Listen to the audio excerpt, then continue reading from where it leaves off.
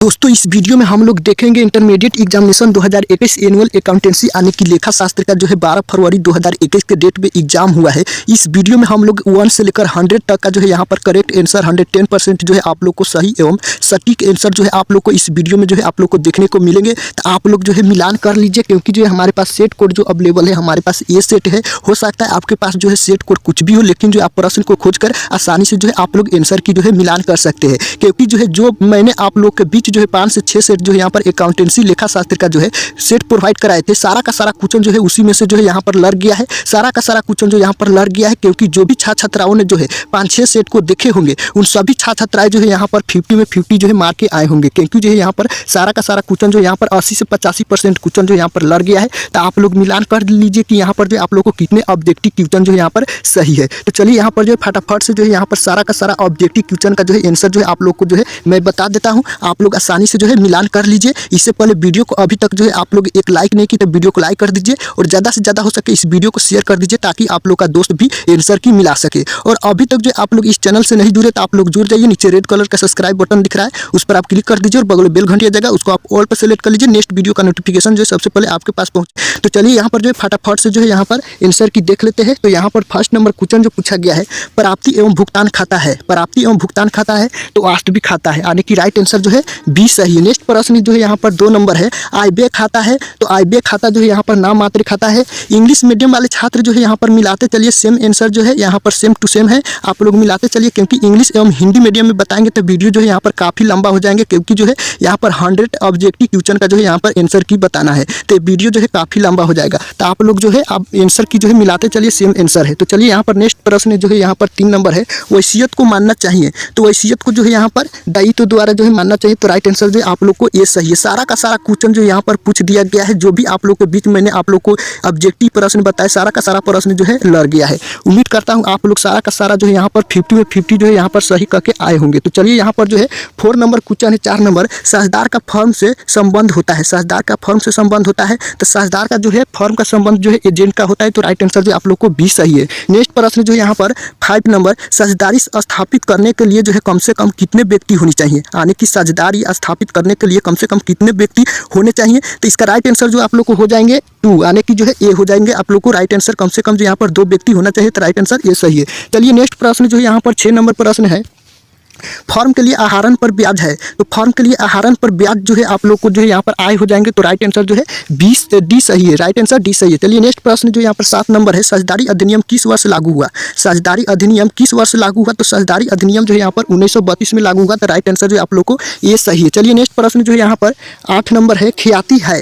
ख्याति है तो ख्याति जो है क्या है। तो ख्याति जो है एक अमूर्त संपत्ति है। तो राइट आंसर क्या हो जाएंगे, सी सही है। चलिए नेक्स्ट प्रश्न जो है यहाँ पर 9 नंबर प्रश्न है, यहाँ पर ए तथा बी 3 अनुपात 1 के अनुपात में लाभ बांटते हैं, वे सी को 1/4 भाग देकर साझेदार बनाए, नया अनुपात होगा। तो इसका नया अनुपात जो है इसका आप लोग हल कीजिएगा। तो यहाँ पर जो इसका राइट आंसर जो क्या हो जाएंगे, तो इसका राइट आंसर जो है 9/3 अनुपात जो है 4 हो जाएंगे। तो राइट आंसर क्या सही है, तो सी सही है। नेक्स्ट प्रश्न जो यहाँ पर 10 नंबर प्रश्न है, एक नए साझेदार के प्रवेश पर क्या होंगे। तो यहाँ पर जो पुरानी साझेदार जो है पूर्णगठित होगी। तो राइट आंसर बी सही है। चलिए नेक्स्ट प्रश्न जो यहाँ पर 11 नंबर है, नए साझेदार के द्वारा ख्याति की राशि नगद लाने को कहते हैं, यानी कि नए साझेदार के द्वारा ख्याति की राशि नगद लाने को कहते हैं।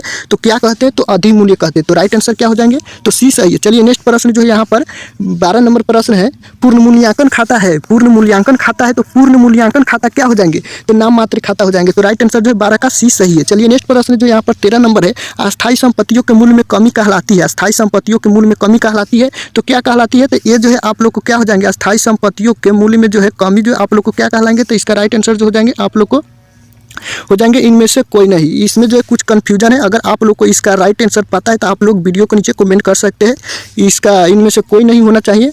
चलिए आप लोग को पता है इसका कंफर्म आंसर, तो आप लोग वीडियो के नीचे जो है कमेंट कर सकते हैं, या इसका आंसर की जो है आप लोग को कमेंट बॉक्स में देखने को मिल जाएंगे। चलिए नेक्स्ट प्रश्न जो है यहाँ पर 14 नंबर है साझेदार के प्रवेश के समय पुनर्मूल्यांकन पर लाभ हानि को वहन करते हैं। साझेदार के प्रवेश के समय पुनर्मूल्यांकन पर लाभ हानि को वहन करते हैं। तो राइट आंसर जो हो जाएंगे आप लोग को 14 का, यानी कि पुराने साझेदार करते हैं। तो राइट आंसर जो आप लोग को ए सही है। इनमें से सभी नहीं होंगे, किसी भी हर हाल में जो है इनमें से सभी नहीं होंगे।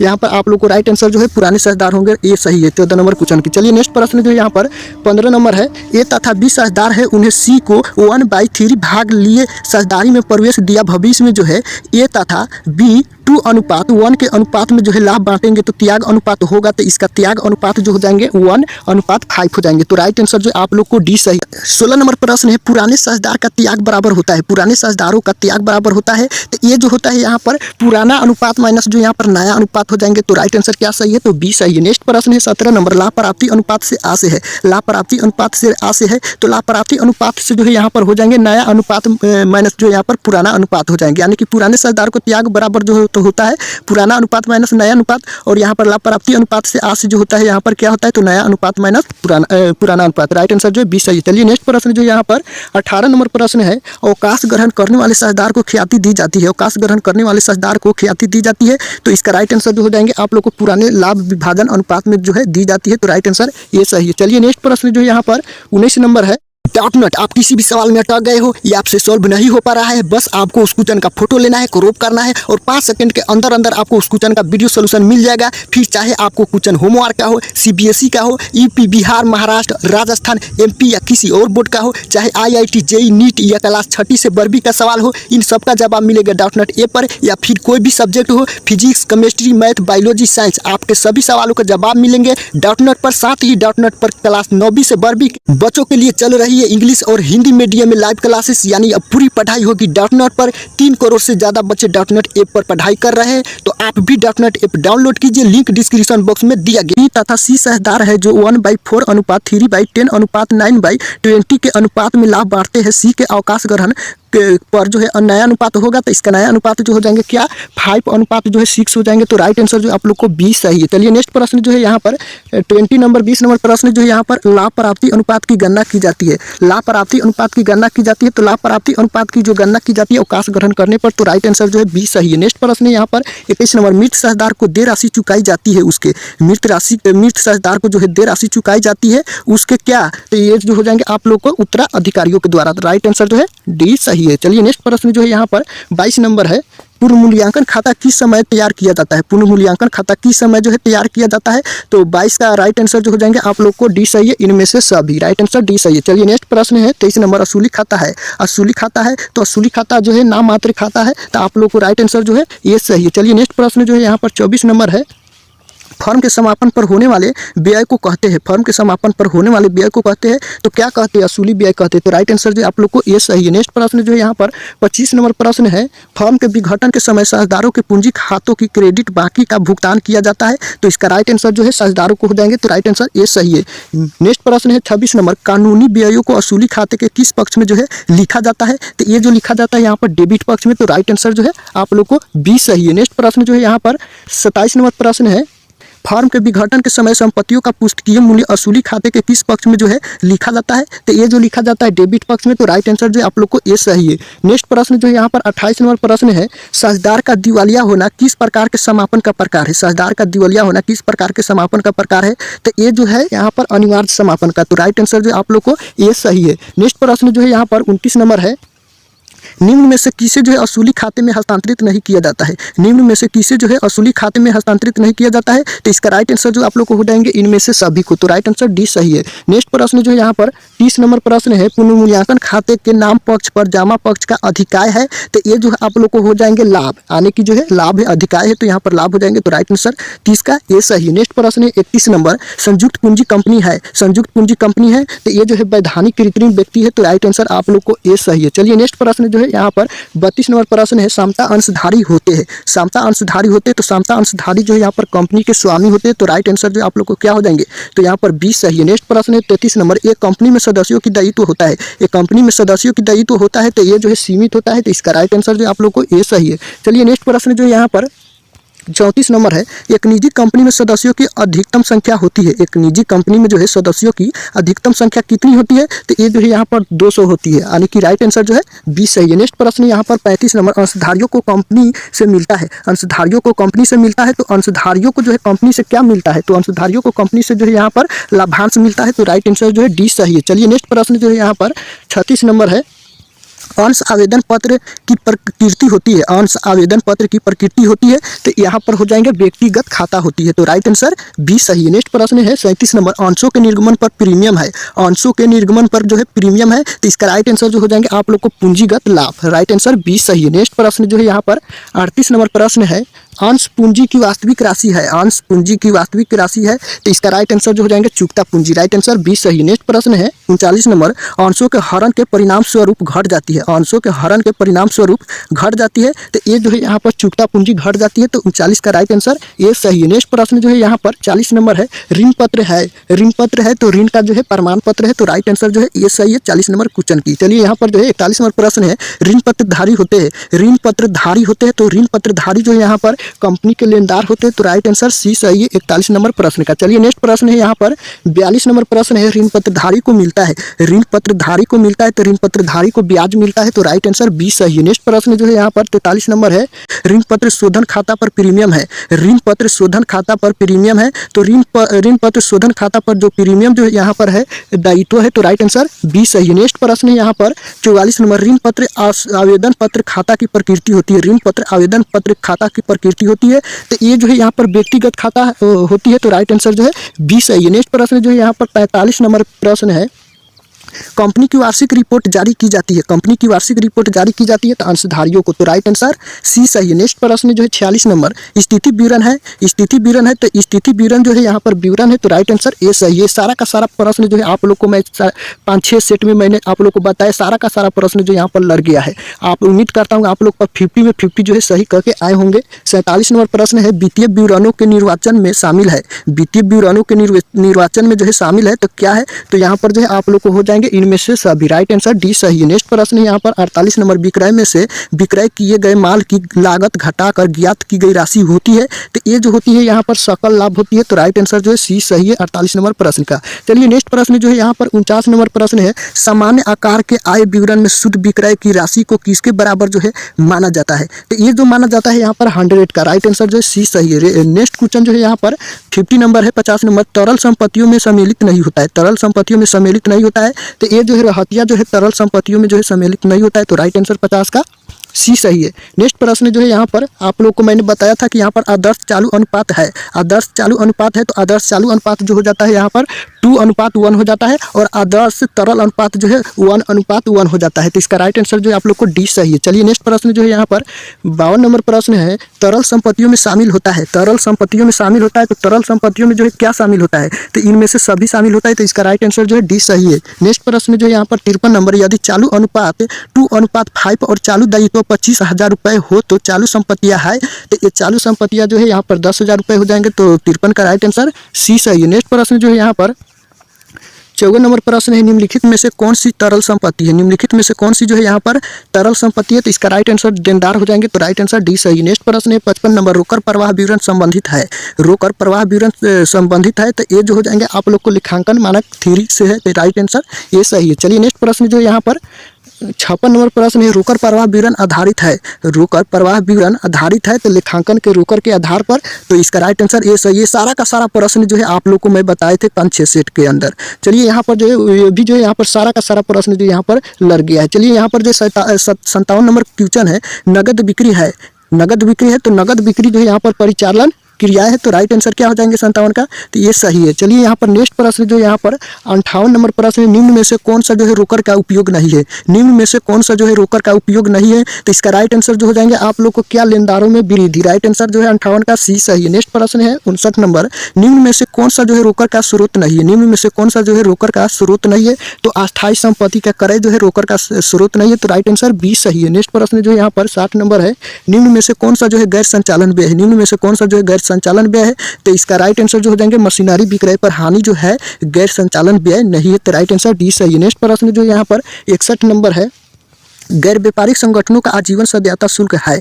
गैर व्यापारिक संगठनों का आजीवन सदस्यता शुल्क है, तो इसका राइट आंसर क्या हो जाएंगे? पूंजीगत प्राप्ति, ये सही है। चलिए नेक्स्ट प्रश्न है 62 नंबर। एक गैर व्यापारिक संस्था के लिए मान्यदेय होता है। एक गैर व्यापारिक संस्था के लिए मान्यदेय होता है, तो ये यहाँ पर व्यय होता है। तो राइट आंसर जो है आप लोग को 62 का क्या सही है? तो यहाँ पर 62 का जो यहाँ पर बी, यहाँ पर सी सही है। नेक्स्ट प्रश्न जो है यहाँ पर आप लोग को 63 नंबर प्रश्न है। यदि अस्पष्टया कुछ न दिया हो तो प्रवेश शुल्क को माना जाता है। यदि अस्पष्टया कुछ न दिया हो तो प्रवेश शुल्क को माना जाता है, तो क्या माना जाता है? आयगत प्राप्ति। राइट आंसर आप लोग को बी सही है। नेक्स्ट प्रश्न जो है यहाँ पर 64 नंबर। व्यय पर आय की अधिकता को कहा जाता है। व्यय पर आय की अधिकता को कहा जाता है, तो यहाँ पर जो अधिशेष कहा जाता है। तो राइट आंसर जो है 64 का ये सही है। नेक्स्ट प्रश्न जो यहाँ पर 65 नंबर प्रश्न है। जब साझेदार को उसकी पूंजी पर जो है ब्याज का अधिकार होता है, तो उससे निम्नलिखित में से किस पर जो है ब्याज दिया जाएगा? तो ये जो दिया जाएगा यहाँ पर लाभ में से। तो राइट आंसर जो है 65 का ये सही है। नेक्स्ट प्रश्न जो है यहाँ पर आप लोग को 66 नंबर है। साझेदारी संलेख के अभाव में साझेदारों को क्या? साझेदारी संलेख के अभाव में साझेदारों को जो है यहाँ पर वेतन नहीं दिया जाएगा, किसी भी हर हाल में जो है नहीं दिया जाएगा। तो राइट आंसर 66 का बी सही है। चलिए नेक्स्ट प्रश्न जो यहाँ पर 67 नंबर प्रश्न है। एक साझेदारी फर्म के लाभ हानि समायोजन खाते में निम्न में से कौन सी जो है मद लिखी जाती है? तो ये जो लिखी जाती है यहाँ पर इनमें से सभी में लिखी जाती है। तो राइट आंसर जो है डी सही है। नेक्स्ट प्रश्न है 68 नंबर। साझेदारों की पूंजी अस्थायी होने पर कौन से जो है खाते खोले जाते हैं? तो ये जो खाता खोले जाते हैं पूंजी खाते तथा चालू खाते दोनों खाते जो है खोले जाते हैं। तो राइट आंसर जो है सी सही है। नेक्स्ट प्रश्न है यहाँ पर 69 नंबर प्रश्न है।